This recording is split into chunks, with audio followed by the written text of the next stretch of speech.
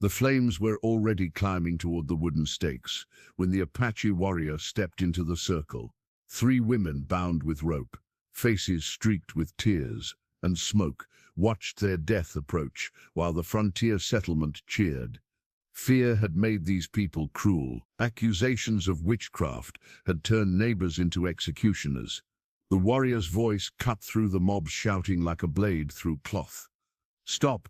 Don't burn them! I'll buy those women!" His words froze every person in that clearing. An Apache offering to purchase condemned witches, the absurdity of it silenced even the hungriest flames. But then he spoke words that would change everything. "Without them, I would be dead." What debt could an Apache warrior owe to 3 accused witches that would make him risk everything to save them? Before we jump back in, tell us where you're tuning in from, and if this story touches you, make sure you're subscribed, because tomorrow I've saved something extra special for you. The dust had barely settled from the Apache warrior's bold interruption when Sheriff Tom Anderson stepped forward, his weathered hand resting uneasily on his gun belt. The crowd that moments before had been baying for blood now stood frozen in confused silence, their torches casting dancing shadows across faces twisted between rage and bewilderment. Clearwater Settlement had never been a place for the faint of heart. Carved from the harsh Arizona territory in 1883, it existed as a fragile outpost where civilization met the untamed frontier. 2 years of failed crops, Apache raids, and a harsh winter that claimed 7 souls had worn the community's nerves raw. What had once been a hopeful gathering of families seeking new lives had devolved into a collection of desperate people looking for someone to blame.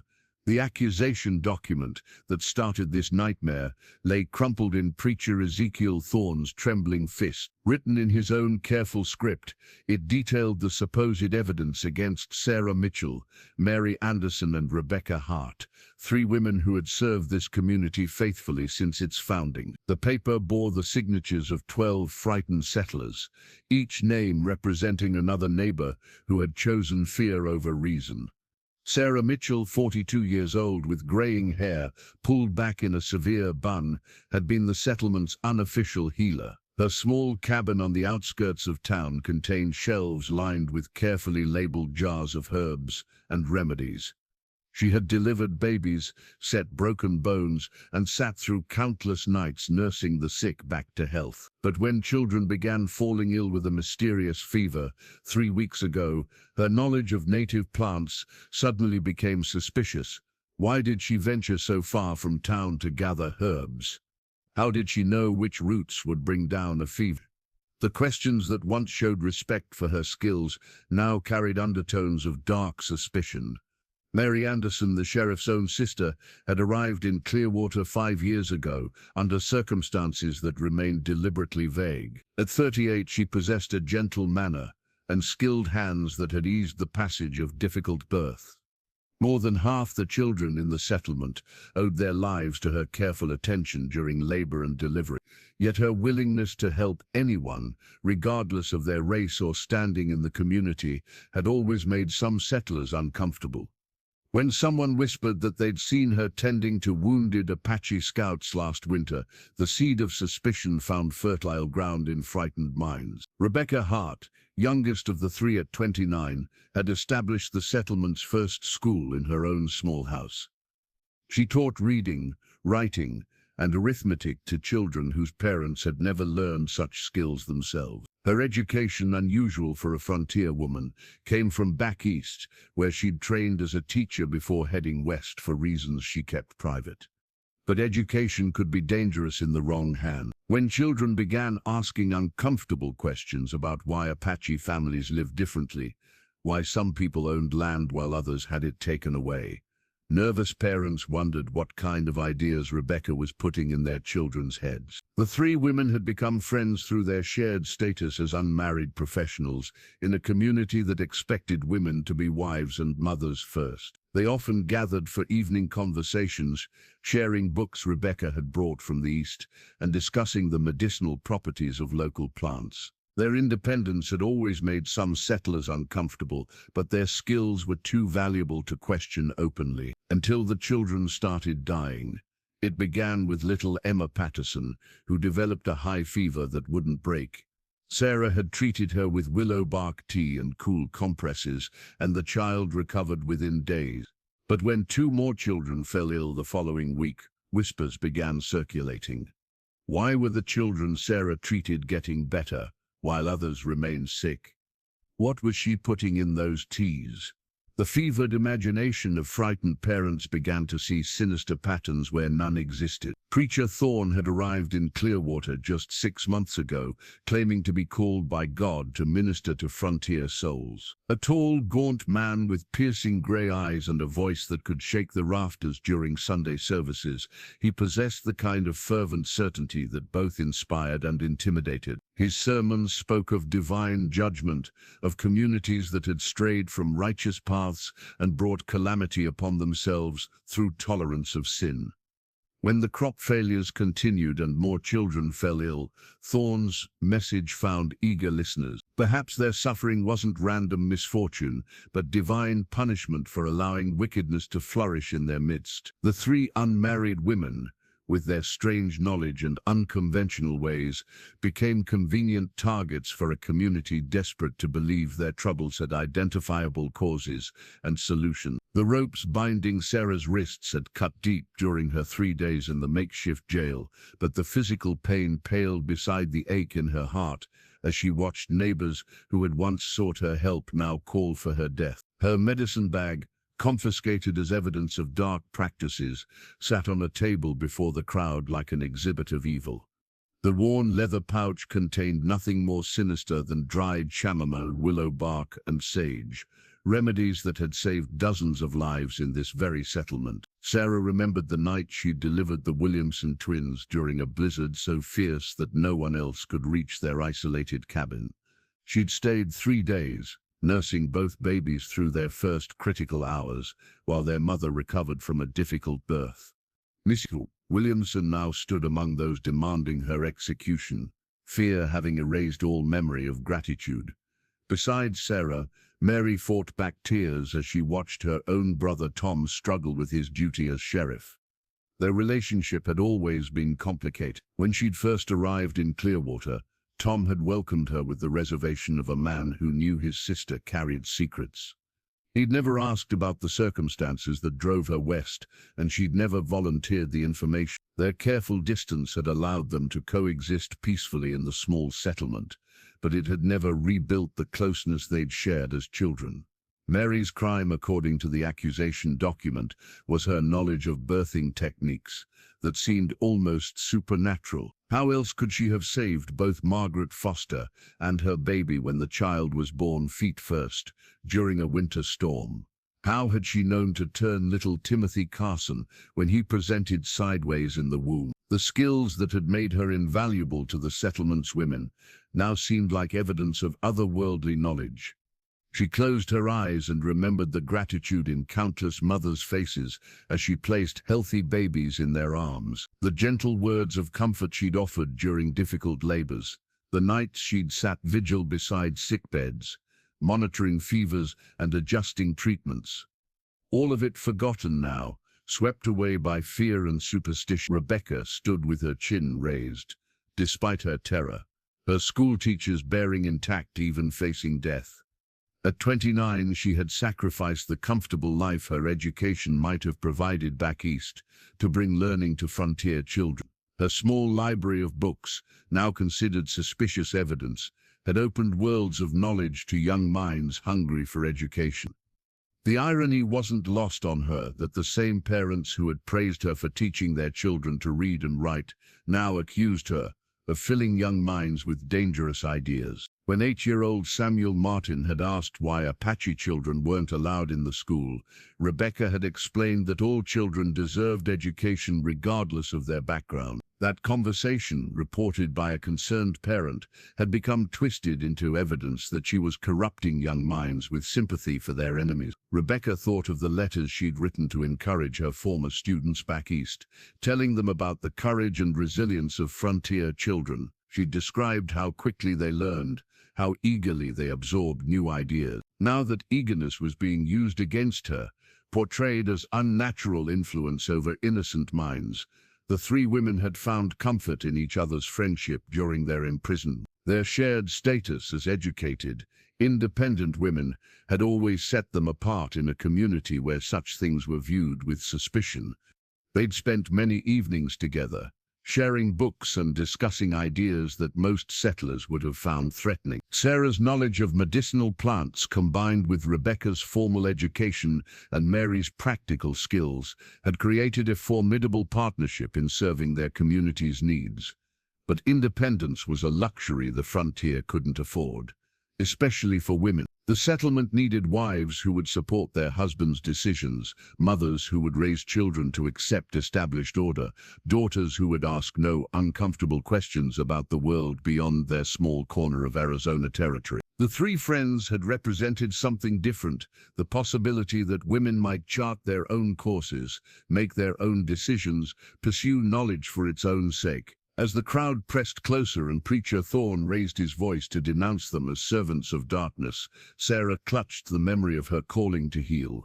She'd known from childhood that she possessed an unusual ability to sense what plants would help, which ailment. Her grandmother had taught her to read the signs that indicated when herbs should be gathered, how they should be prepared. This knowledge had been passed down through generations of women who understood that healing was both science and art. The medicine bag represented everything she'd worked to preserve and pass on, knowledge that could ease suffering and save lives. Now it would likely burn with her, taking generations of accumulated wisdom into the flame. The Apache warrior who had interrupted the execution stood with the stillness of carved stone, his presence commanding attention from every person in the clearing. Running Bear, as he was known to his people, bore the sacred war paint colors of the Cherokee Apache across his weathered face.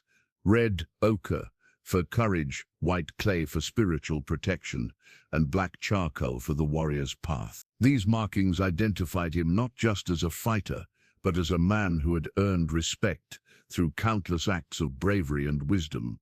At 35 years old, Running Bear possessed the lean, muscular build of a man who had lived his entire life in harmony with the harsh desert landscape. His long black hair was adorned with eagle feathers, earned through deeds of honor, and his buckskin clothing showed the careful craftsmanship of his wife's skilled hands. He carried himself with the quiet dignity of a leader who had never needed to raise his voice to command respect. The settlers facing him had expected many things when they lit those fires, but the intervention of an Apache warrior offering to purchase condemned witches had not been among them. Their confusion was written plainly across faces that moments before had been twisted with bloodlust. Some still gripped their torches, uncertain whether to continue with the execution or flee from this unexpected development. Sheriff Anderson stepped forward, his hands still resting on his gun, but not drawing it. "State your business here, Apache. You have no authority in this matter." Running Bear's dark eyes swept across the crowd before settling on the sheriff's face. When he spoke, his English was careful but clear, learned through years of trading with white settlements and the necessity of survival in a changing world. "I have the authority of debt," he said simply. "These women saved my life. By the laws of my people, their lives belong to me to protect." Preacher Thorne pushed through the crowd, his face flushed with righteous anger. "You heathen savage, these women are condemned witches, servants of Satan himself. No earthly debt can supersede God's judgment." Running Bear turned his steady gaze to the preacher, unimpressed by the man's fury. "Your God judges, my people honor. These women showed mercy when they could have shown cruelty. They gave life when they could have allowed death. That creates obligation stronger than your fear." The crowd stirred uneasily at his words. Several of the women present exchanged glances, remembering their own debts to Sarah, Mary, and Rebecca. Mrs. Peterson clutched her shawl tighter as she thought of her daughter Emma, saved from fever by Sarah's careful nursing. Mrs. Foster touched her belly, where her latest child grew, remembering Mary's skilled hands during her difficult labor just 6 months past. "What authority do you have to make such an offer?" Sheriff Anderson demanded. "By what right do you claim to purchase human lives?" Running Bear reached into his buckskin shirt and withdrew a beaded medallion that caught the firelight. The intricate pattern identified him as a war leader of his band, a man whose word carried weight in negotiations between tribes and with white officials. "I am Running Bear, son of Eagle who soars, grandson of mountains that walks. I speak for my people in matters of trade and treaty. I offer fair payment for these women's lives according to the custom of purchase you whites understand." "Preposterous," Thorne sputtered. "These women are not property to be bought and sold. They are criminals condemned by righteous judgment." "Then why do you burn them like property you no longer want?" Running Bear asked quietly. "If they are people with souls, as you claim, should they not have the chance to speak for themselves? Should their lives not have value that can be measured and paid?" The simple logic of his words struck several listeners. If the women were truly evil, why not allow them to leave with this Apache warrior? If they possess dangerous powers, wouldn't the settlement be safer with them gone? If they were innocent, hadn't the community already done them enough harm? Running Bear saw the doubt beginning to creep into some faces and pressed his advantage. "I do not ask you to declare them innocent. I ask only for the right to take responsibility for them. Remove them from your community if their presence troubles you. Let them find peace elsewhere." Young Samuel Martin, the boy whose innocent question about Apache children had helped condemn Rebecca, tugged at his father's coat. "Pa, why is the Indian man trying to save the teacher lady? I thought Indians were supposed to be the bad ones." His father hushed him quickly, but the child's words carried clearly in the evening air. Several other children looked up at their parents with similar confusion, their young minds struggling to understand why someone they'd been taught to fear was showing more mercy than their own neighbors. "You speak of obligation and debt," Sheriff Anderson said slowly. "What debt could you possibly owe to these women?" Running Bear straightened to his full height, his war paint seeming to glow in the flickering torchlight. "The debt of life itself. 2 winters passed, when the snow fell deep and the wind howled like spirits of the dead. I lay dying in a place far from my people. These women found me. They could have left me to freeze. They could have finished what the blizzard started. Instead, they chose mercy." Running Bear's hand moved to his side, where beneath his buckskin shirt lay the jagged scar that marked where a cavalry bullet had torn through his body 2 winters past. The broken arrow he now carried, as a sacred reminder of that terrible day, rested in a beaded pouch at his belt. The very arrow he had snapped in half while pulling it from his shoulder during those final desperate moments before collapse. The memory carried him back to that brutal December morning when snow fell like tears from a gray sky. He had been returning from a scouting mission, carrying word to his people about torp movements near the reservation boundaries. The patrol that found him had been jumpy, eager to prove their worth to commanding officers who demanded results in the endless conflict between Apache bands and the expanding white settlements. Running Bear had been watering his horse at a creek when the soldiers appeared through the tree line. He'd raised his hand in peace, but fear and prejudice had made them see only another hostile Apache to be eliminated. The first shot had knocked him from his horse. The second had shattered the arrow in his quiver as he tried to crawl away. The third should have killed him, but his horse had reared and taken the bullet meant for his head. By the time the soldiers rode away, believing him dead, Running Bear lay bleeding in snow that was turning pink with his blood. The broken arrow shaft had driven deep into his shoulder when he'd fallen, and fever was already beginning to cloud his vision. His horse was dead, his weapons scattered, and the nearest Apache camp lay 20 miles away, through terrain that would challenge a healthy man in good weather. He had crawled, perhaps a mile, before exhaustion overcame him. The snow continued falling, covering his tracks and gradually burying his still form. In the Apache way of understanding such things, he should have died there. The spirits had called him, and only pride kept him fighting against the inevitable. By nightfall, his breathing had grown shallow, and ice was forming in his beard. That was when the three white women found him. Sarah had been leading Mary and Rebecca on one of her herb-gathering expeditions, searching for winter plants that could provide medicine during the harsh months ahead. It was dangerous work, venturing so far from the settlement in weather that could turn deadly without warning. But Sarah's knowledge told her that certain roots could only be found in specific locations, and the community's medicine supplies were running dangerously low. Mary had argued against the expedition, pointing out that a storm was approaching and they might become lost themselves. Rebecca had worried about leaving the settlement during such uncertain times, when Apache raids were becoming more frequent. But Sarah had insisted, driven by the healer's knowledge that winter illnesses would claim lives if they didn't gather the necessary plants. They had almost missed him entirely. Running Bear's body was nearly covered by snow, visible only as an unusual mound beside a fallen log. Rebecca had actually stepped over him before Sarah's trained eye recognized the pattern of breathing beneath the white covering. "There's someone under there," Sarah had whispered, her voice barely audible above the wind. Mary's first instinct had been to flee. Finding a wounded Apache so far from the settlement could only mean trouble. If he survived, he might report their location to his war party. If he died, they might be blamed for his death. Either outcome threatened their safety and that of their community. But Sarah was already kneeling beside the still form, brushing snow away from a face that was blue with cold. "He's barely alive," she said quietly. "Another hour and he'll be gone." "Good," Mary had replied, though her voice lacked conviction. "Let the storm finish what it started." Rebecca had stood frozen between her two friends, torn between practical wisdom and the moral teachings that had shaped her Eastern education. "We can't just leave him to die," she'd said finally. "We can't save him either," Mary had argued. "What would we tell people? How would we explain nursing an Apache back to health while our own neighbors live in fear of raids?" Sarah had continued her examination, noting the bullet wounds and the broken arrow shaft protruding from his shoulder. "He's been shot by soldiers, not wounded in battle. Look at the angle of these wounds. He was running away, not attacking."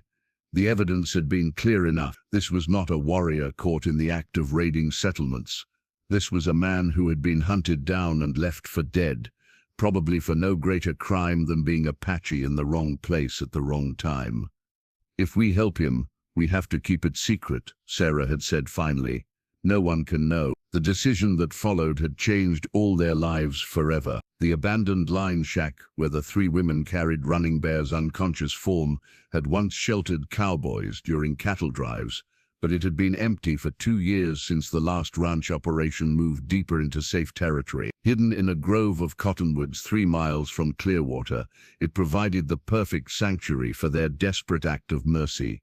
Sarah had immediately begun burning white sage, filling the small cabin with its purifying smoke, while she examined Running Bear's wounds by lamplight. The sacred herb, revered by both Apache and white medicine workers, seemed appropriate for this moment when 2 worlds of healing knowledge would need to combine to save a life.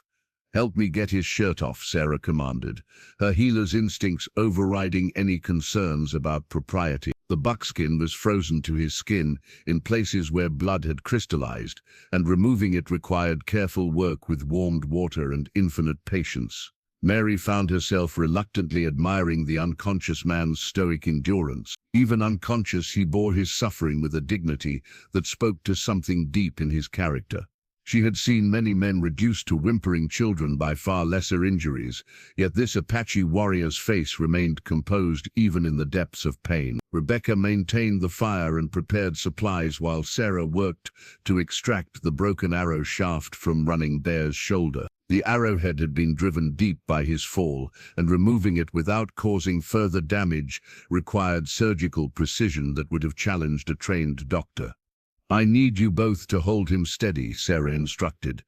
"When I pull this out, he might wake up thrashing." The procedure took nearly an hour. Sarah used techniques her grandmother had taught her, combined with knowledge she'd gained from treating hunting accidents and ranch injuries. She cleaned the wound with whiskey Rebecca had found in the line shack's supplies, then packed it with healing herbs that would prevent infection. The bullet wound in Running Bear's side proved even more challenging. The slug had passed clean through, which was fortunate, but it had nicked something vital on its way. Blood loss was the immediate danger, followed by fever and infection. Sarah worked with the focused intensity of a woman who understood that failure meant death for her patient, and possibly themselves. "Why are we doing this?" Mary asked as they worked through the night. "If anyone finds out, we'll be accused of treason, helping the enemy." "Because it's right," Rebecca replied quietly, applying pressure to a wound while Sarah prepared stitches. "Because if we let fear make us cruel, we become less than human ourselves."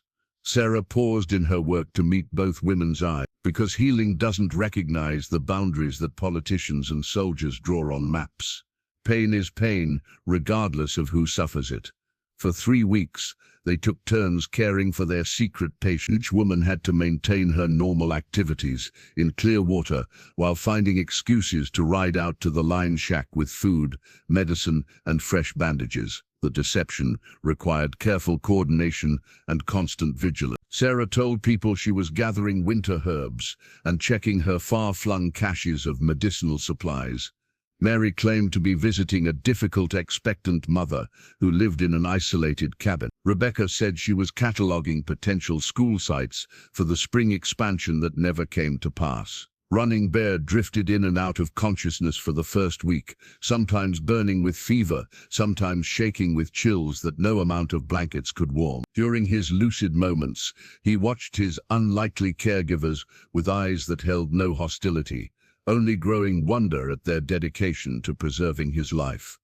The language barrier made communication difficult at first. Running Bear spoke limited English, and none of the women knew Apache, but healing created its own vocabulary of gestures, expressions, and shared understanding. Sarah's gentle hands spoke of competence and compassion.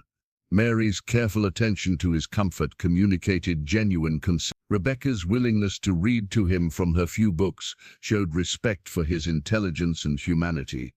By the second week, Running Bear was strong enough to sit up and take more substantial food. Mary had proven surprisingly skilled at preparing meals that would appeal to a man accustomed to very different cuisine. She learned to cook rabbit and venison in ways that honored Apache traditions while using ingredients she could obtain without suspicion. Rebecca's evening visits became opportunities for careful conversation as Running Bear's English improved and her understanding of his situation deepened. She learned that he was not a raider or renegade, but a scout and negotiator who worked to maintain peace between his people and the various white authorities. His shooting had been the result of misunderstanding and prejudice, not any act of aggression on his part. The white sage bundle they renewed each day became a symbol of the spiritual bond forming between the unlikely group. In Apache tradition, sharing smoke created kinship that transcended racial boundaries.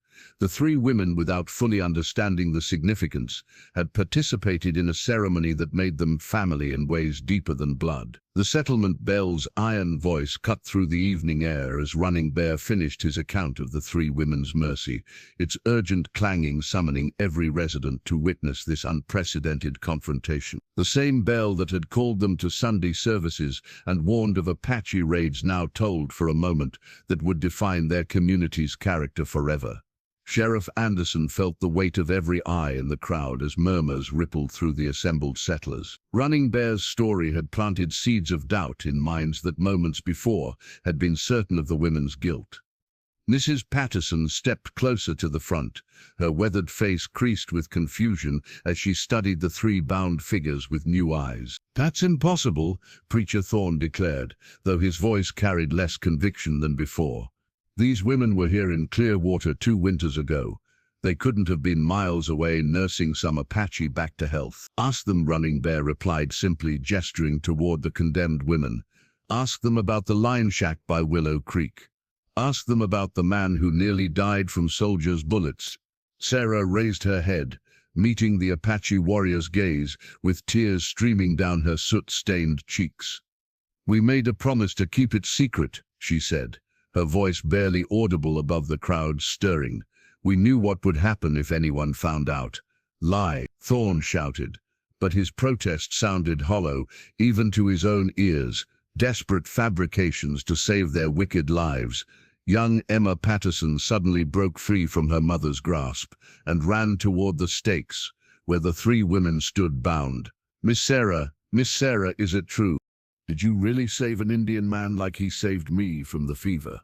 Her mother lunged after her, pulling the child back while shooting apologetic glances at the preacher.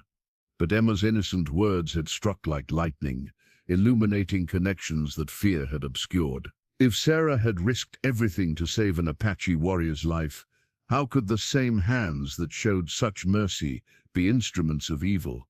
"The child speaks truth," Running Bear said, his voice carrying clearly across the clearing.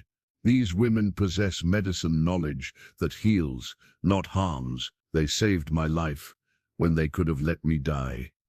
They asked nothing in return, sought no advantage. They acted from the heart that your God claims to value." More children began pushing forward, their young voices joining Emma's testimony. "Miss Rebecca taught me to read," called out Samuel Martin. "Miss Mary helped when my baby brother was born," added Lucy Foster.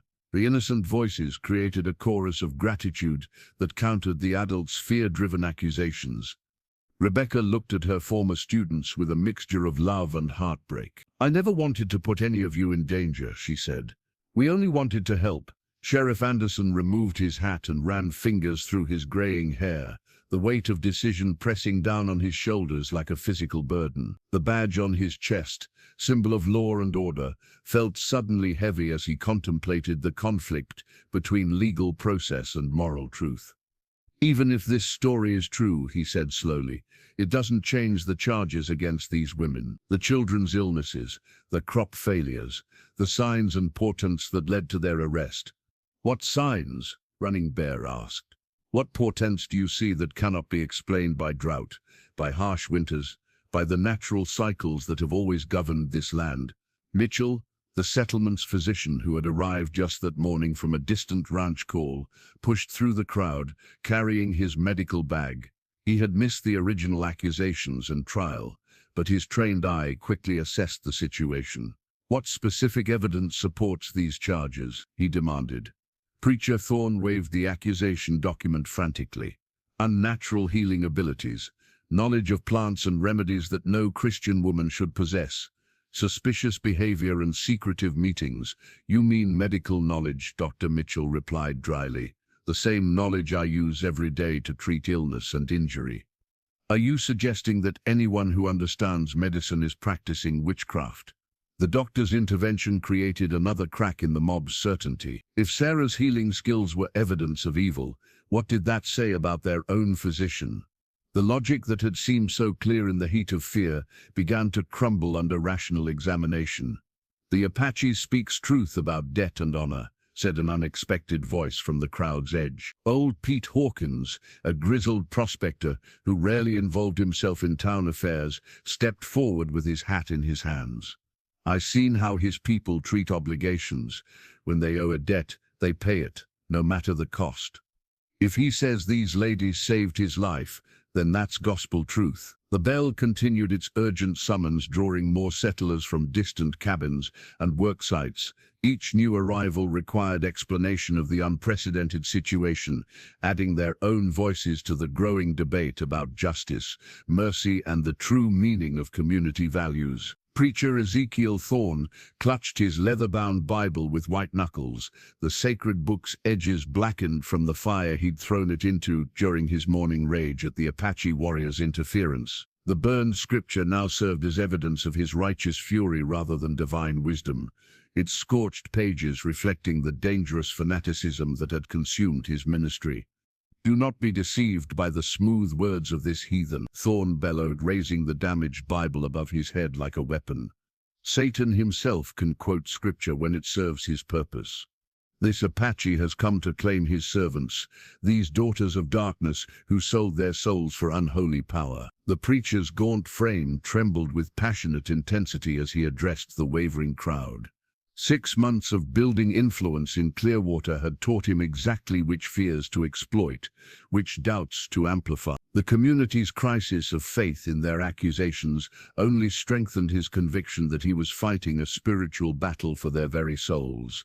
"Remember the plagues that have befallen us," he continued, his voice rising to echo off the surrounding hills. "Failed crops, dying livestock, children struck down by mysterious fevers. These are not natural misfortunes, but divine punishment for tolerating evil in our midst." Thorne had arrived in Clearwater, claiming to be called by God to minister to frontier souls, but his true history revealed a different story. He had been dismissed from 3 previous congregations for preaching extremist doctrines that promoted fear over love, judgment over mercy. Each failure had only deepened his certainty that he was a prophet, unappreciated by weak-willed believers who lacked the courage to face hard truths. His sermons in Clearwater had gradually shifted from messages of hope and salvation to warnings about spiritual warfare and hidden enemies. He possessed a gift for taking ordinary troubles and transforming them into evidence of supernatural conflict. Drought became divine displeasure. Disease became demonic influence. Accidents became attacks by forces of darkness. Consider how these women have isolated themselves from righteous fellowship, Thorne declared, pointing an accusing finger at the bound figures. They gather in secret, sharing forbidden knowledge, rejecting the guidance of proper Christian authority. Is this not the very definition of a witch's coven? The burned Bible's damaged pages fluttered in the evening breeze as Thorne waved it dramatically. He had deliberately damaged the holy book that morning in a calculated act designed to demonstrate his righteous anger at those who would question God's judgment. The scorched leather and blackened pages now served as a powerful symbol of divine wrath. And now this Apache devil comes to claim his servants. Thorne's voice cracked with emotion. He speaks of debt and honor, but we know the true nature of the bargain these women made. They sold their immortal souls for the power to heal and harm as they choose. Running Bear listened to the preacher's accusations with the patient stillness of a man who had faced many enemies and learned to distinguish between dangerous threats and empty bluster. Thorne's words revealed more about the speaker's own tormented spirit than about the women he condemned. "You speak of your God's love," Running Bear said quietly, his calm voice cutting through Thorne's passionate rhetoric. "Yet you show only hatred. You speak of mercy, yet you offer only vengeance. Are these the teachings of the Christ your people claim to follow?" The question struck several listeners with uncomfortable force. Many had grown uneasy with Thorne's increasingly harsh sermons, but none had possessed the courage to challenge his interpretation of Christian doctrine. Hearing criticism from an Apache warrior made them examine their own faith with fresh eyes. "Silence, heathen," Thorne shrieked. "You dare speak of Christ while coming to claim souls already promised to Satan. Your very presence here proves these women's guilt. Evil calls to evil across any distance." But Thorne's fury was beginning to reveal the weakness beneath his apparent strength. His face flushed purple with rage, spittle flying from his lips as he ranted about spiritual warfare and divine justice. Several townspeople exchanged glances, recognizing the signs of a man losing control rather than channeling divine authority. Mrs. Patterson stepped forward, her voice trembling but determined. "Preacher Thorne, I've been thinking about what you said regarding divine punishment for tolerating evil. If Sarah Mitchell is truly evil, then why did God allow her to save my Emma's life? Wouldn't a righteous God have stopped her from using dark powers to heal an innocent child?" The simple question exposed the fundamental flaw in Thorne's logic.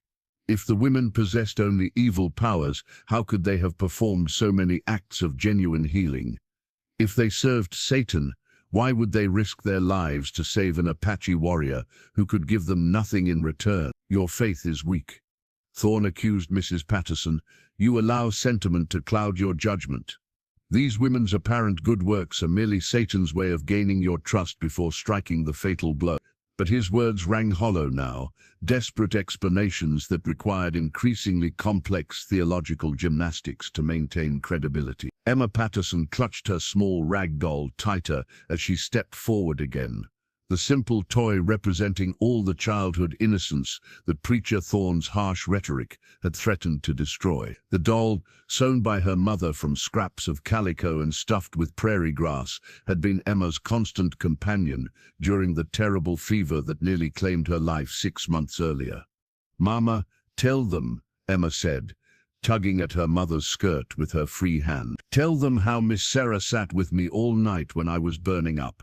Tell them how she sang to me and put cool cloths on my head and made me drink that bitter tea that tasted awful but made the fire go away." Mrs. Patterson's face crumpled as she looked down at her daughter's trusting eyes. The child's simple faith in the woman who had saved her life stood in stark contrast to the adult world's capacity for fear and suspicion. Emma's illness had terrified the entire family, but Sarah's patient care had turned a potential tragedy into a testament to healing skill and compassionate dedication. "She's right," Mrs. Patterson said, her voice growing stronger as maternal love overcame community pressure. Sarah Mitchell sat beside Emma's bed for 3 days straight. She barely ate, barely slept. When the fever finally broke, Sarah collapsed from exhaustion right there on our kitchen floor. Other children began pushing past their parents, their young voices adding to Emma's testimony. 8-year-old Timothy Foster held up his left arm, which had been broken in a fall from the barn loft 2 years earlier. "Miss Sarah set my arm when it was all twisted wrong," he declared. "Claire said I might never use it again, but look," he flexed his fingers and rotated his wrist, demonstrating the complete healing that Sarah's skill had made possible. "Miss Mary helped when my baby sister was born," added 12-year-old Lucy Martin. "Ma screaming something awful, and Pa was pacing around like a crazy man. But Miss Mary came and everything got quiet and calm. She knew exactly what to do." The children's testimonies created a powerful counterpoint to the adults' accusations. Their young minds, unburdened by prejudice and fear, remembered only the kindness and skill that had touched their lives. Each story revealed another instance of the 3 women's dedication to their community's welfare. Rebecca's former students proved especially vocal in her defense. "Miss Rebecca taught me to read," announced Samuel Martin, holding up a worn primer. "Before she came, none of us kids knew letters or numbers. She said education was the most important gift anyone could give us. She told us stories about faraway places," added young Sarah Williams, named for the healer who had delivered her safely into the world. "She made us want to learn about everything, not just the things we could see right here." Dr. Mitchell listened to the children's testimonies with growing appreciation for his 3 colleagues' contributions to the community. As the settlement's only other trained medical professional, he understood the skill required for the interventions they described.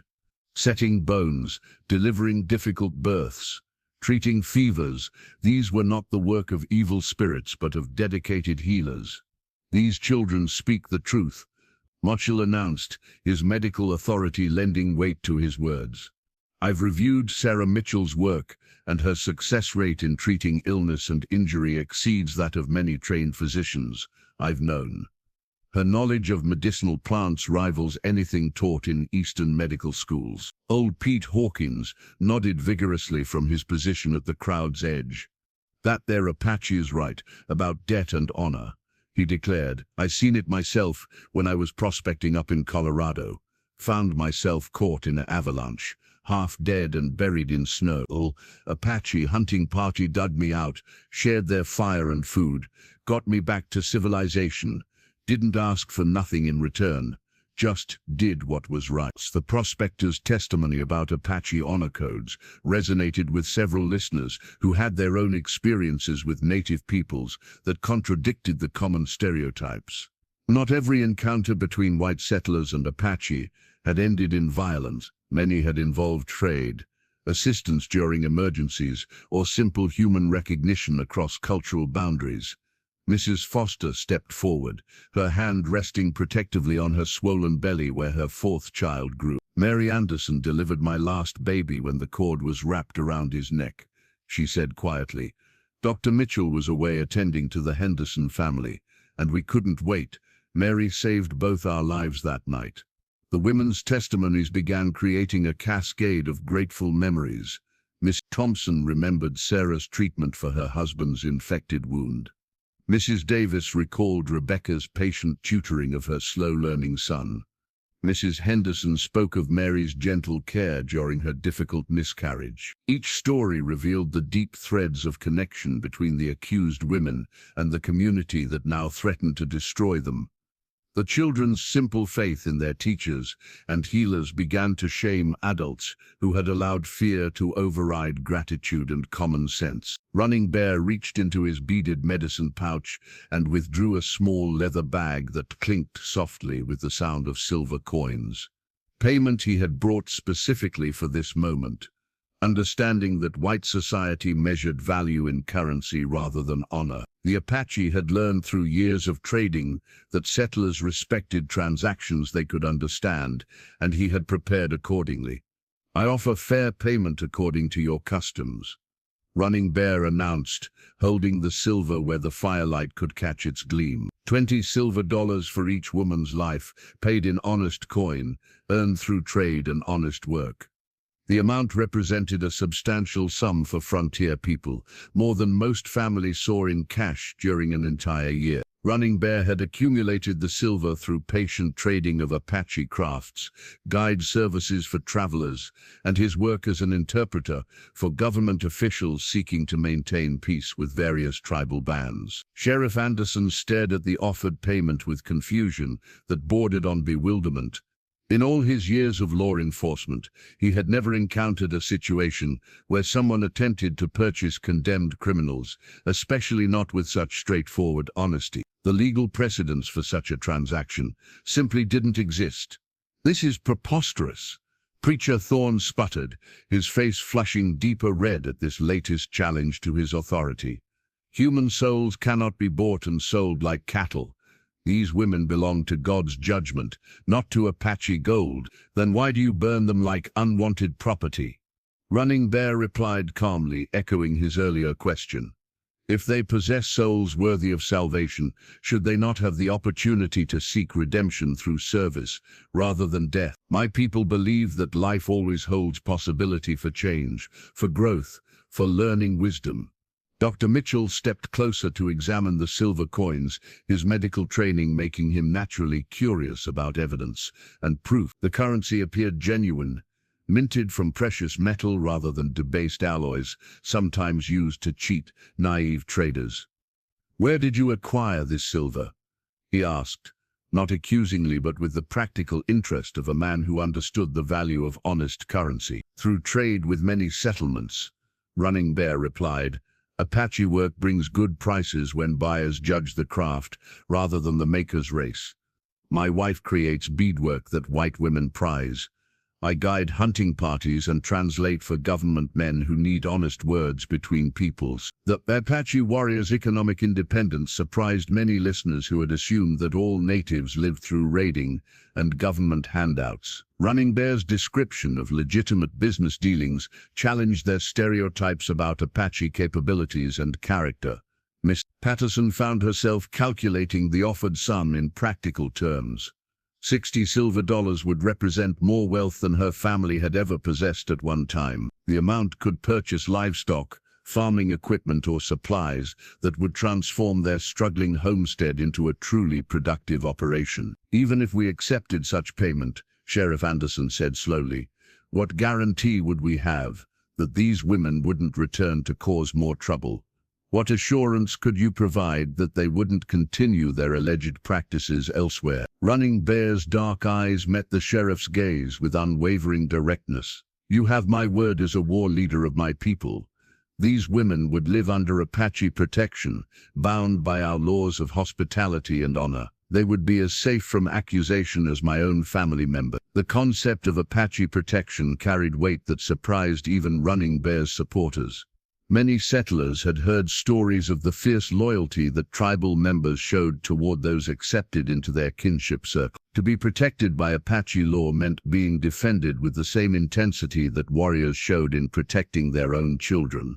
"What kind of life would they have among your people?" Dr. Mitchell asked, his medical mind considering the practical implications of such an arrangement. Would they be free to continue their healing work, or would they become prisoners in a different kind of jail? They would be honored, Running Bear replied simply. Apache respect those who heal, who bring life instead of death. Their skills would be valued, their knowledge preserved and shared. They would teach our young ones while learning our ways. It would be exchange of wisdom, not imprisonment. Rebecca lifted her head at these words, hope flickering in her eyes for the first time since her arrest. The possibility of continuing her educational work, even among people whose language and customs differed from her own, appealed to her teacher's heart more than any promise of wealth or comfort. These women saved my life when they could have let me die. Running Bear continued, his voice carrying the weight of absolute truth. Now I offer them life when your fear would take it away. This is the circle of honor that binds all decent people, whether Apache or white. The silver coins caught the firelight as Running Bear held them steady, their gleam representing not just monetary value, but the principle that human life possessed worth that could be measured, acknowledged and protected through concrete action rather than empty words. Running Bear touched the sacred eagle feather woven into his black hair, its pristine white and brown markings catching the firelight as he prepared to explain the deeper spiritual principles that governed Apache concepts of justice and honor. The feather had been earned through an act of courage during his youth, when he had rescued 2 children from a flash flood at great personal risk, and it marked him as a man whose word carried the weight of proven character. Among my people, we believe that all life flows from the same sacred source, Running Bear began, his voice taking on the measured cadence of a teacher sharing ancient wisdom. The eagle who gave this feather, the children I have fathered, the enemies I have fought, the women who saved my life, all are connected by threads that cannot be broken by human hatred or fear. The Apache understanding of justice differed fundamentally from the settlers' legal system, as Running Bear explained with patient clarity. Where white law focused on punishment for past wrongs, Apache tradition emphasized restoring balance and preventing future harm. The goal was not to satisfy vengeance, but to heal the community's spiritual wounds. When someone harms another, we do not seek to cause equal harm in return. Running Bear continued, instead we ask what action will restore harmony between the people involved. Sometimes this means payment, sometimes service, sometimes banishment. Always it means looking forward to healing rather than backward to hurt. Dr. Mitchell found himself intrigued by this different approach to conflict resolution. His medical training had taught him to treat symptoms and underlying causes rather than simply managing pain, and he recognized similar wisdom in the Apache system of justice.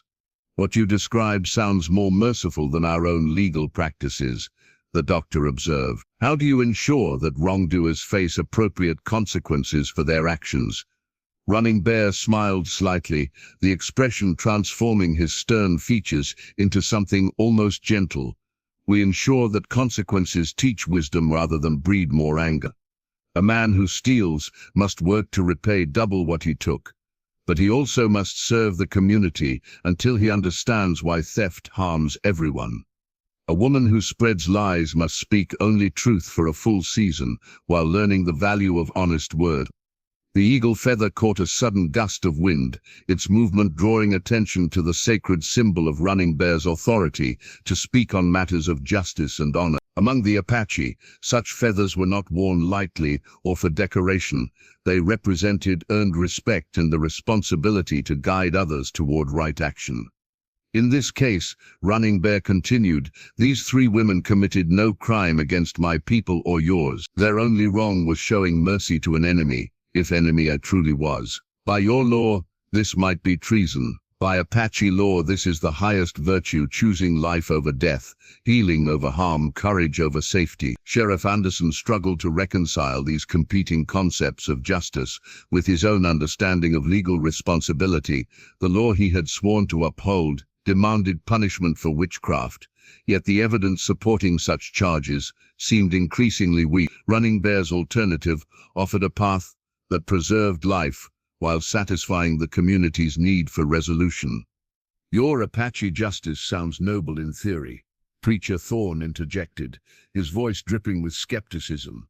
But how can heathen law take precedence over Christian commandments? How can savage customs override civilized judgment? Running Bear's expression remained patient despite the insult. Tell me, preacher, which of your Christ teachings demands burning women, whose only crime was showing mercy? Which Christian commandment requires choosing vengeance over forgiveness? The question struck at the heart of Thorne's theological contradiction. Many settlers present knew the basic teachings of Christianity well enough to recognize that Jesus had consistently preached mercy, forgiveness, and love for enemies. The preacher's call for execution seemed to contradict the very faith he claimed to represent. These women face accusations of witchcraft, Thorne replied weakly. The Bible clearly condemns such practices. Does your Bible not also say that good trees bear good fruit? Running Bear asked. What of fruit these women's lives have produced? Healing for the sick, safe delivery for difficult births, education for children who had none. Are these the fruits of evil trees? Old Pete Hawkins nodded vigorously from his position at the crowd's edge. The Apache's got a point there, preacher. Seems to me that judging by results makes more sense than judging by fear. The eagle feather continued to move with each breath of wind, its motion seeming to bless Running Bear's words with spiritual authority that even skeptical settlers could recognize. Whether or not they understood Apache religious traditions, they could see that this man spoke from deep conviction, rooted in genuine spiritual experience. Sheriff Tom Anderson's hand trembled as he reached into his vest pocket and withdrew a faded daguerreotype that had remained hidden there for 5 years. A photograph showing him and his sister Mary as children, taken before their family had been torn apart by disagreements over how to treat the native peoples who shared their frontier world. The revelation struck the assembled crowd like lightning as Anderson held up the small image, his weathered face reflecting the emotional cost of keeping such a significant secret. Mary's eyes widened in shock and recognition, tears streaming down her soot-stained cheeks as she saw the photograph she remembered being taken in their family's parlor so many years ago. Mary Anderson is my sister, the sheriff announced, his voice carrying across the silent crowd with the weight of confession that could destroy his career and reputation. She came to Clearwater 5 years ago because I asked her to, because this settlement needed someone with her skills to help with difficult births and medical emergencies. The photograph showed 2 young people posed formally beside a horsehair sofa, their faces bearing the unmistakable resemblance that family members shared despite the passage of time. Tom, perhaps 16 in the image, stood protectively behind 12-year-old Mary, his hand resting on her shoulder in the gesture of an older brother, accepting responsibility for his siblings' welfare. Why didn't you tell us? Mitchell asked, though his tone carried understanding rather than accusation. As a medical professional, he appreciated the complex family dynamics that could drive people apart and bring them together again. Anderson's jaw worked silently for several moments before he found the words to explain a rift that had shaped both their lives. Mary and I disagreed about helping Apache wounded after raids on our family's ranch back in Texas. She insisted on treating injured warriors the same as injured settlers.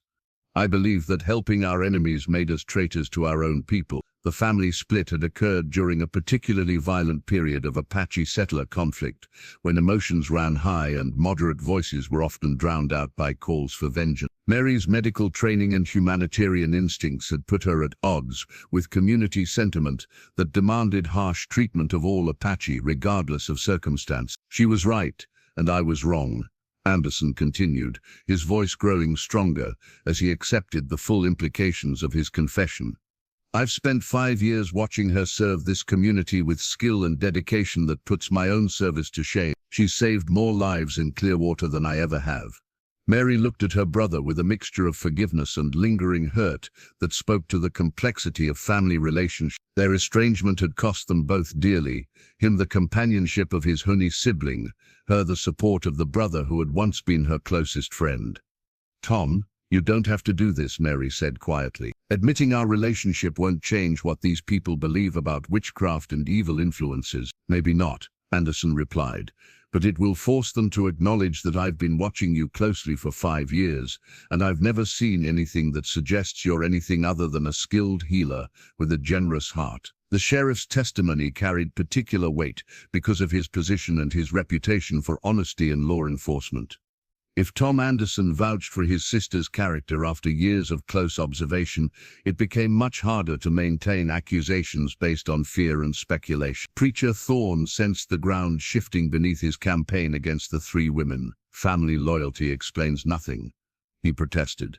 Blood relationships have blinded the sheriff to his sister's true nature. This only proves how deeply the corruption has spread. But Thorne's desperate assertions rang hollow in the face of Anderson's obvious integrity and evident pain at revealing such personal information. The sheriff was clearly a man torn between duty and family, between community pressure and personal knowledge of his sister's true character. "I have correspondence," Anderson continued, reaching into another pocket. "Letters Mary has written to me over the years, describing her work here in Clearwater.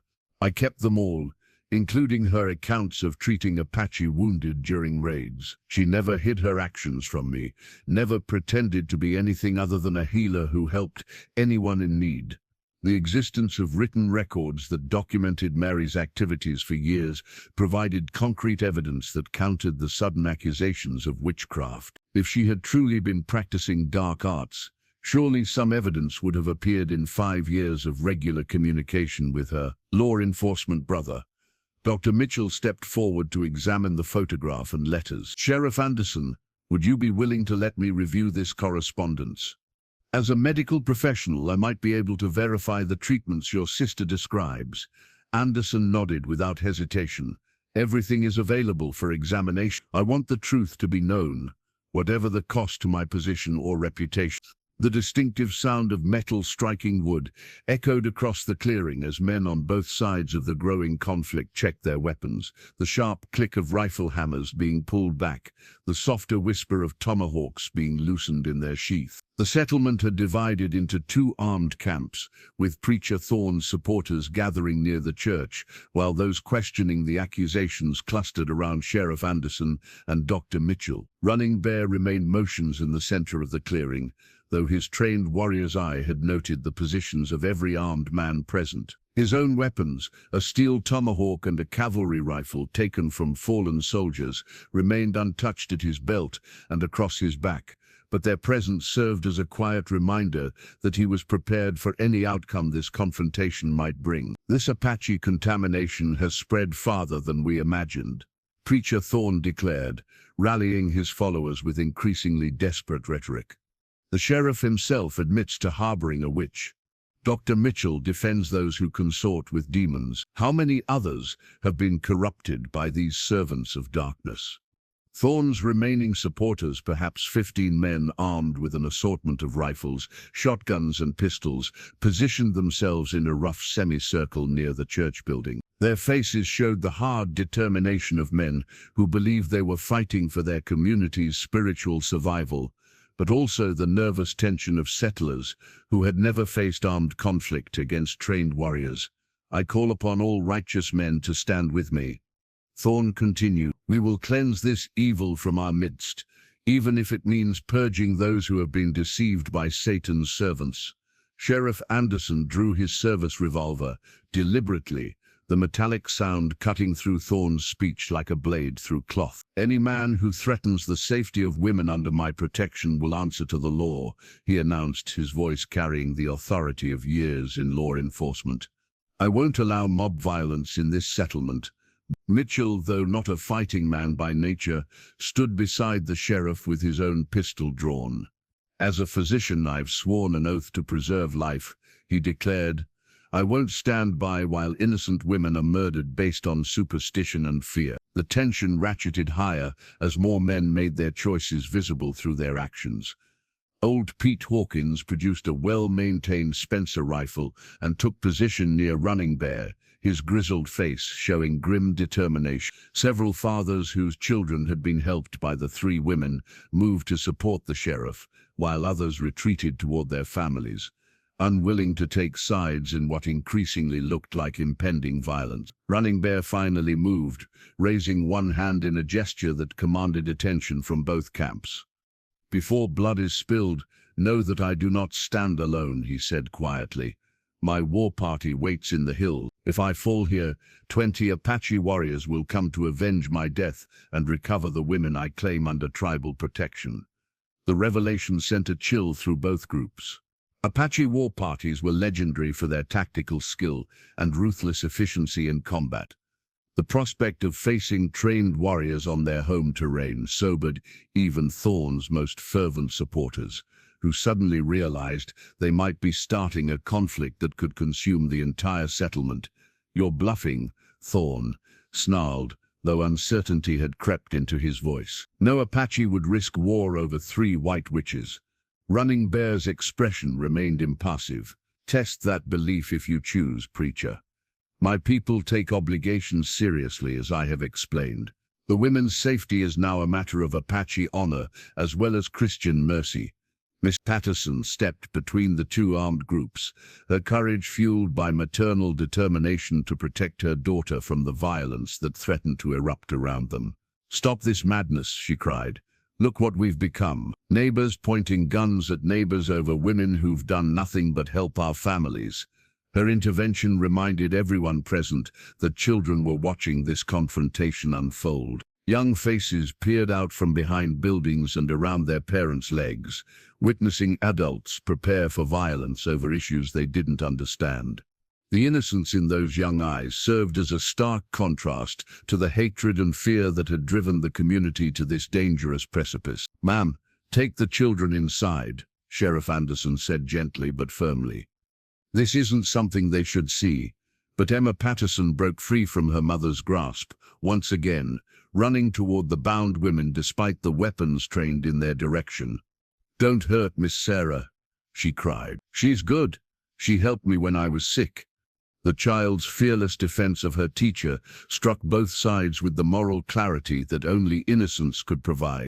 The settlement flag, which had flown proudly above the church to represent the community's shared values and common purpose, now hung torn and tattered in the evening wind. Its fabric ripped during the confrontation, as men from opposing sides had fought over its symbolic meaning. Half the flag remained attached to the pole, while the other half lay trampled in the dust. A perfect metaphor for a community divided against itself. Sheriff Anderson stepped into the no-man's land between the 2 armed groups, his badge catching the firelight as he raised his free hand for attention. 20 years of keeping peace in frontier towns had taught him that the moment before violence erupted was often the last chance for reason to prevail over passion. "Listen to me, all of you," Anderson called out, his voice carrying the authority of a man who had faced down drunken cowboys, claim jumpers and cattle rustlers. "Look at what we've become. Neighbors ready to kill neighbors over accusations that grow weaker with every word spoken in their defense." Preacher Thorne stepped forward from his group of supporters, his burned Bible clutched like a weapon. "The sheriff has been compromised by family loyalty," he declared. "He cannot see clearly because his sister stands among the accused. We must act before this Apache devil escapes with his witches." "I see clearly enough," Anderson replied, never taking his eyes off Thorne's face. "I see men so consumed by fear that they're willing to murder innocent women. I see a preacher who preaches hatred instead of love.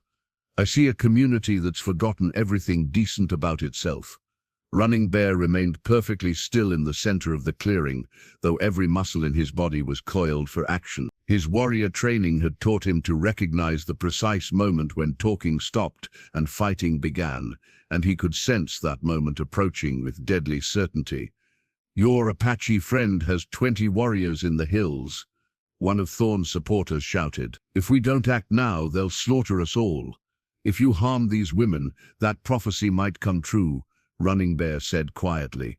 "But if you choose mercy, my warriors will return to their families in peace. The choice remains yours to make." Mitchell moved closer to the sheriff, his medical bag in one hand and his pistol in the other. "Tom, we can't let this escalate into a massacre.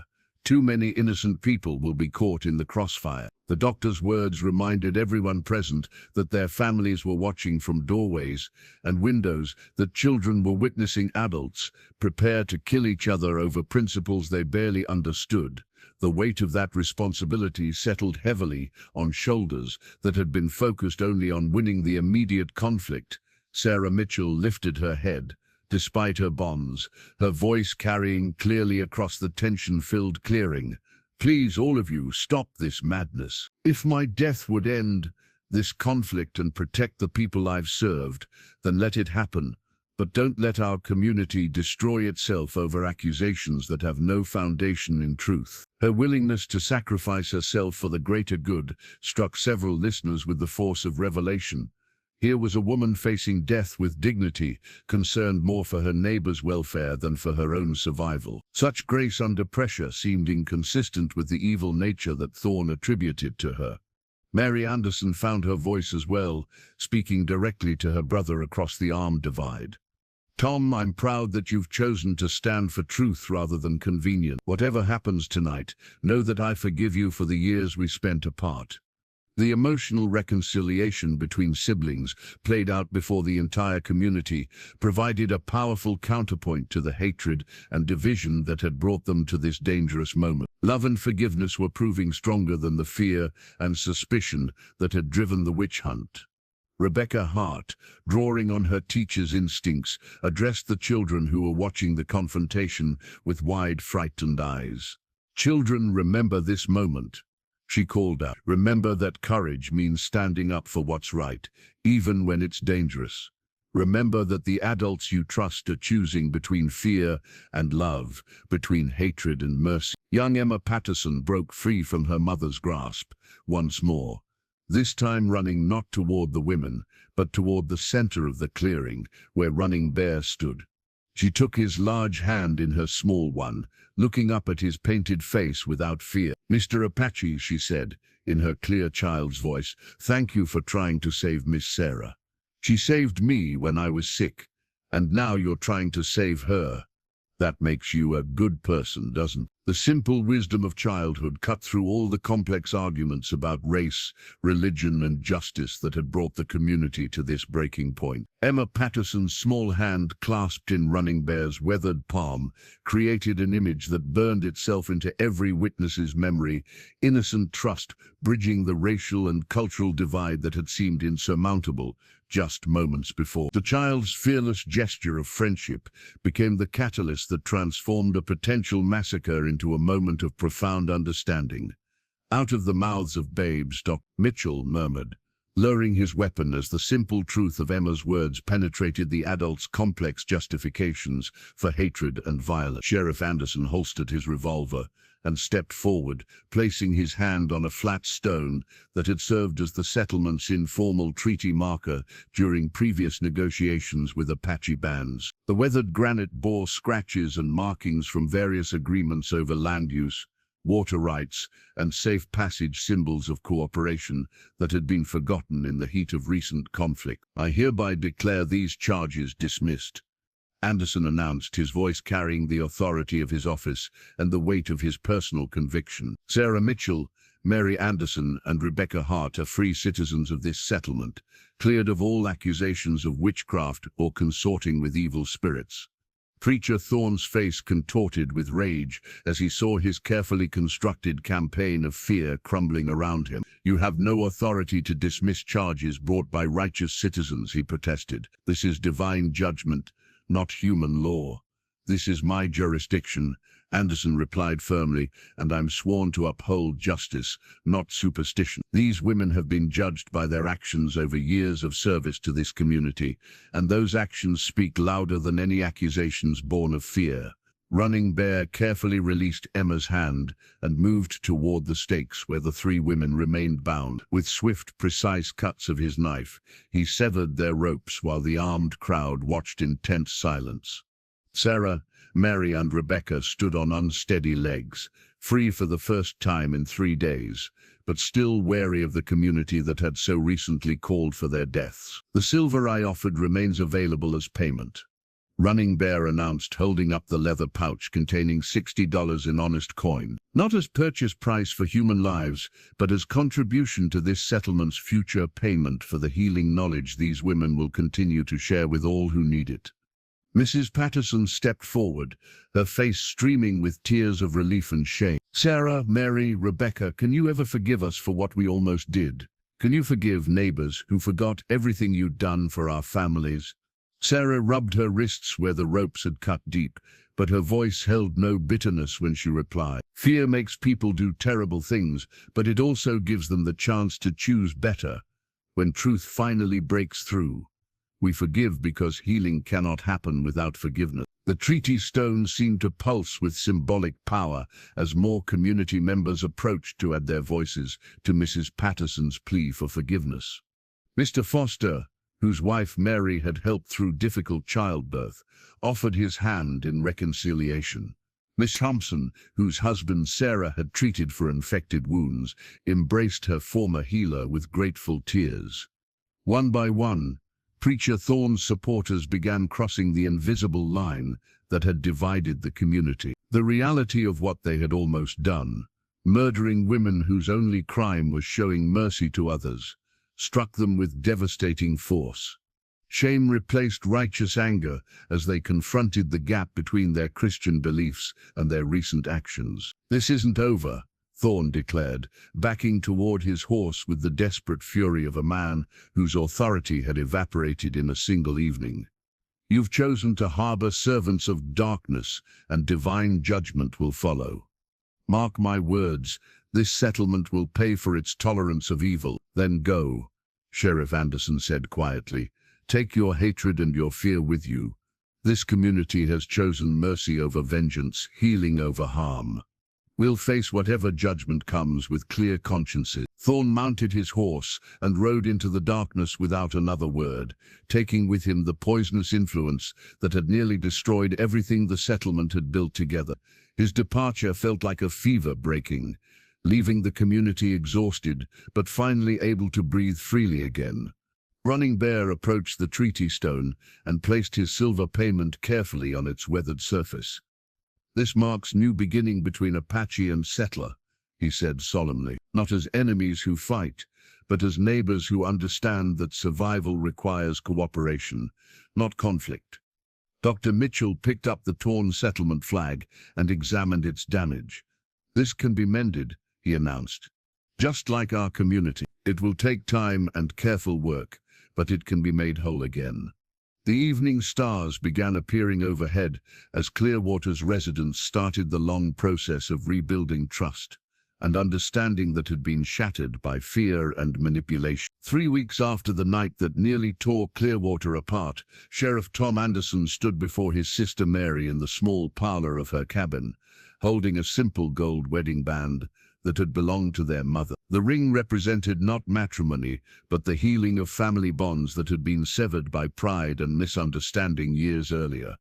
"Mother would have wanted you to have this," Tom said quietly, pressing the ring into Mary's palm. "She always said it should go to the daughter who served others with her hands, who brought life into the world instead of taking it away." Mary's eyes filled with tears as she examined the worn gold band, remembering their mother's gentle touch and healing presence during their childhood in Texas. The ring had graced fingers that had delivered babies, tended wounds, and comforted the dying with equal skill and compassion, a legacy that Mary had unknowingly carried forward in her own work.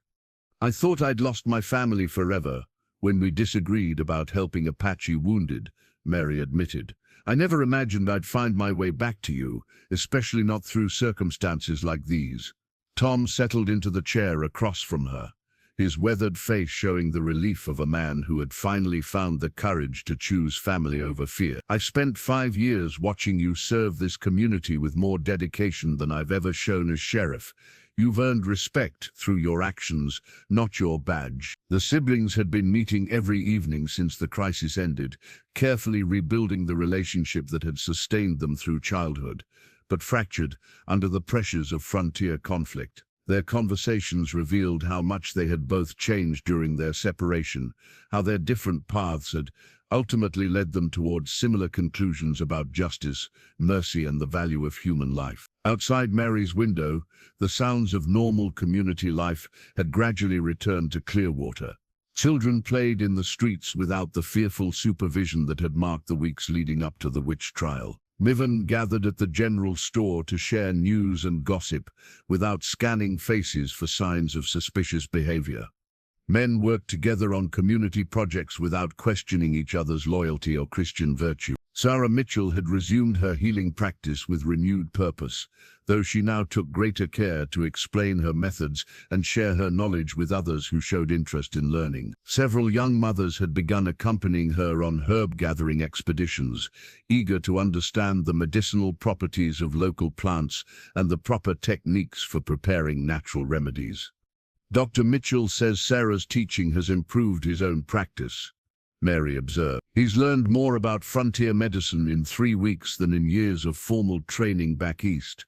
Tom nodded, still amazed by the positive changes that had emerged from such a dark period in the settlement's history. Rebecca's school has more students than ever before. Parents who once questioned her methods are now asking her to provide extra tutoring for their children. The educational renaissance had proven particularly gratifying for Rebecca, who had feared that her teaching career was finished forever. Instead, she found families increasingly eager to provide their children with the kind of broad, thoughtful education that would prepare them for a changing world. Her classroom had become a place where Apache and settler children might someday learn together, though that particular dream remained a work in progress. Running Bear had established a trading post just outside Clearwater's boundaries, creating a neutral ground where Apache craftspeople could sell their work directly to settler families. The arrangement benefited both communities while providing a model for the kind of peaceful coexistence that had seemed impossible just weeks earlier. "He stops by to check on Sarah's herb garden every few days," Mary mentioned. "She's teaching him about plants that don't grow in Apache territory, and he's sharing knowledge about desert remedies that could help during droughts or harsh winters." The exchange of medical knowledge between cultures represented exactly the kind of cooperation that Preacher Thorne had condemned as dangerous corruption. Instead, it had proven to be a source of strength and wisdom that enhanced both communities' ability to survive and prosper in challenging frontier conditions. "Have you heard anything about Thorne?" Tom asked. Though his tone suggested he wasn't particularly eager for news of the departed preacher, Mary shook her head. "Nothing reliable. Someone mentioned seeing him in a town about 50 miles east, but he hasn't tried to return here. I think he understands that his kind of fear-mongering won't find fertile ground in Clearwater anymore." Tom examined his hands, calloused from years of physical work, but also stained with ink from the written reports he'd been filing about the community's recent transformation. 6 months after the night that had nearly ended in tragedy, Rebecca Hart stood before her expanded classroom, holding a slate that bore words written in both English and Apache script, a symbol of the educational revolution that had transformed not just Clearwater's school, but the entire community's understanding of learning and cooperation. "Today we're going to learn about different ways people count and measure," Rebecca announced to her mixed class of settler and Apache children, using the slate to demonstrate numerical concepts that bridged both cultures. The Apache students had joined the school gradually, their parents initially cautious about trusting their children's education to a white teacher who had once been accused of witchcraft. Emma Patterson, now 12 and serving as Rebecca's student assistant, helped translate complex concepts for the younger Apache children, whose English was still developing. The girl's fearless friendship with Running Bear during the crisis had made her a natural bridge between communities, and her enthusiasm for learning from different cultures inspired other children to embrace diversity rather than fear it. "Miss Rebecca, why do Apache people use different symbols for the same numbers?" asked young Samuel Martin, whose innocent question about Apache children 6 months earlier had helped set the tragic events in motion. "Because different peoples develop different ways of understanding the same truths," Rebecca replied, writing mathematical equations that worked equally well in both counting systems. "Numbers are numbers, whether you write them with English symbols or Apache ones. The important thing is that both systems help people solve problems and understand their world." The classroom itself had been expanded to accommodate the growing enrollment, with Running Bear's trading post contributing materials and labor for the construction. Apache craftsmen had worked alongside settler carpenters, creating a building that reflected both architectural traditions while serving the practical needs of frontier education. Sarah Mitchell entered the classroom carrying her familiar medicine bag, now worn openly and without shame as she prepared to give her weekly lesson on plant identification and basic healing techniques. The integration of practical medical knowledge into the children's education had proven immensely popular with parents who recognized the survival value of such skills. "Good morning, children," Sarah said warmly, setting her bag on Rebecca's desk and beginning to arrange samples of local plants for the day's lesson. "Today we're going to learn about plants that can help with stomach troubles, knowledge that both Apache and settler families have used for generations." Little Mary Running Bear, the 8-year-old daughter of the warrior who had saved the 3 women, raised her hand eagerly. Her presence in the classroom represented the most visible symbol of the new relationship between communities, and her quick mastery of reading and writing had impressed even skeptical settler parents. "Miss Sarah, my grandmother knows about plants too," the child said in carefully pronounced English. "She says Apache women and white women could teach each other many things about healing." "Your grandmother is very wise," Sarah replied with a smile. "In fact, she's coming to visit our class next week to share some of her knowledge with all of us." The announcement generated excited murmurs from students of both backgrounds. The idea of learning from an Apache grandmother had initially concerned some settler parents, but Sarah's gentle advocacy and the children's enthusiasm had gradually overcome most objections. Rebecca watched her diverse classroom with the satisfaction of a teacher whose greatest dreams were being realized. The integration had required patience, diplomacy, and constant attention to cultural sensitivities, but the results exceeded her most optimistic expectations. Children who might have grown up viewing each other as enemies were instead becoming friends and study partners. "Miss Rebecca," asked Lucy Foster, now 13 and one of the school's most advanced students, "do you think other settlements could have schools like ours, where different kinds of people learn together?" The question went to the heart of Rebecca's hopes for the future. Clearwater's integrated school was still unique in the territory, an experiment that many observers viewed with skepticism or outright hostility. But the children's rapid progress and evident happiness suggested that educational cooperation might provide a model for broader social change. "I hope so, Lucy," Rebecca replied honestly. "Change often starts in small places, with brave people willing to try new ideas. Maybe someday schools like ours will be common, but for now we're pioneers in education just like our parents were pioneers in settling this land." The slate board reflected afternoon sunlight streaming through windows that faced both the settler community and the distant hills where Apache families lived in their traditional camps. The dual scripts written on its surface represented more than just different languages.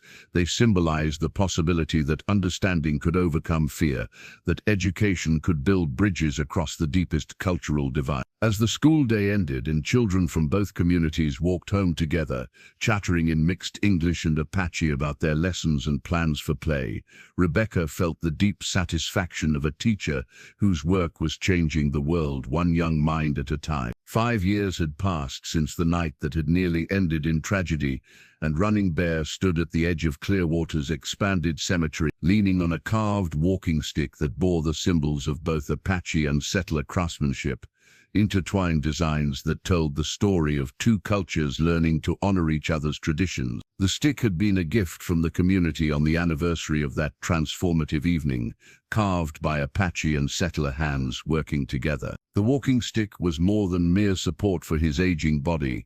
It represented the journey from conflict to understanding that had defined Clearwater's remarkable transformation. Each carved symbol held meaning: the eagle for courage, the oak tree for endurance, the healing herb for mercy, the open armed for friendship. Together they created a visual narrative of how enemies could become family through acts of unexpected grace. "Grandfather Auden Bear, tell us the story again," pleaded 10-year-old Emma Patterson, no longer the frightened child who had run to defend her teacher, but now a confident young woman preparing to attend the territorial university on a scholarship funded jointly by Apache and settler families. Around him gathered a mixed group of children and grandchildren from both communities, their faces reflecting the successful blending of cultures that had once seemed impossible. His own grandson, Thomas Eaglebear, sat beside Emma Patterson's younger brother, their friendship representing the future that visionary adults had worked to create. "Which story would you like to hear?" Running Bear asked with the gentle patience of a grandfather who had told these tales countless times but never tired of sharing their lessons. "The story of the three women," chorused several young voices. "The story of how mercy conquered fear." Running Bear settled more comfortably against the cemetery's stone wall, his weathered hands stroking the walking stick's smooth surface as he gathered his thoughts.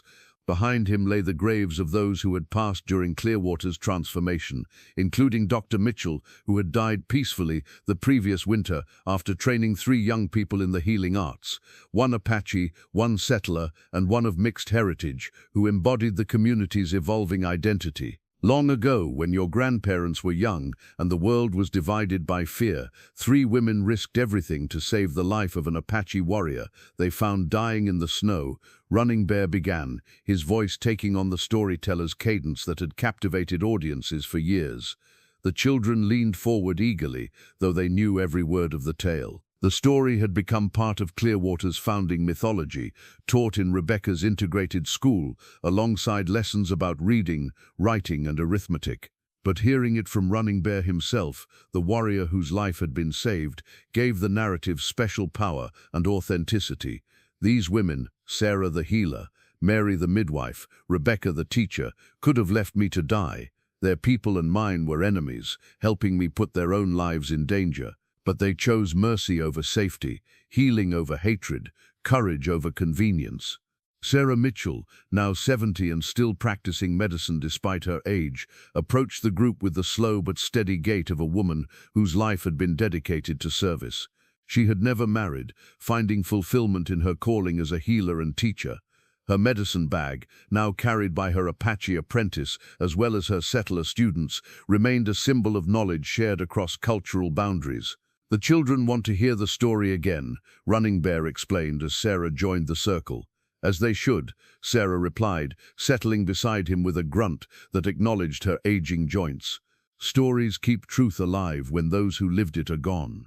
Mary Anderson, now Mary Thompson, after marrying a widowed rancher whose wife she had helped deliver before succumbing to fever, approached with her own grandchildren. At 73, she had become the community's unofficial historian, keeper of memories, and recorder of the changes that had transformed Clearwater from a fearful settlement into a model of cooperation.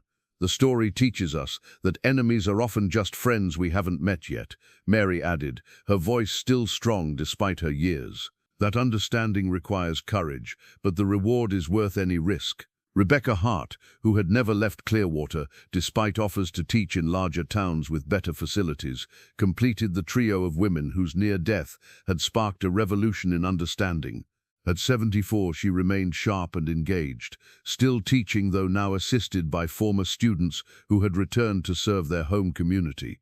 "Remember," Rebecca said to the assembled children, "that ordinary people can choose to do extraordinary things when they listen to their hearts rather than their fears.